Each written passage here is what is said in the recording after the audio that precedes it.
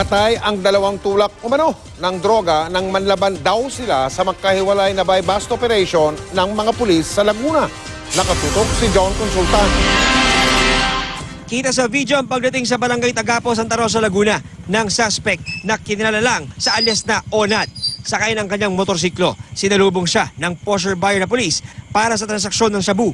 Pagkaabot ng droga, huhuliin na sana ng mga pulis ang target. Pero bigla siyang bumulot ang baril kaya napaatras sa mga pulis. May baril! Napatay si alias Onad bago pa siya makalayo. Mahirap naman kung tayo ang masusugatan. Lalo tigit na meron tayong mga information na itong ating suspect ay sadyang meron dalang baril. Na-recover sa suspect ang ilang sachet ng shabu, drug money at kalibre 45. Ang motorsiklong ito ginagamit umano ni alias Onad sa pagde-deliver ng droga sa kanyang mga parokyano. Itong tao na to ay mukhang nag-debate doon sa dating strategy nila na kung saan laging magkabady o laging magkatandem. So ito sa ginawa niya, mag-isa lang siya. At the same time, hindi siya pumeso sa isang madilim na lugar bagkus merong ilaw.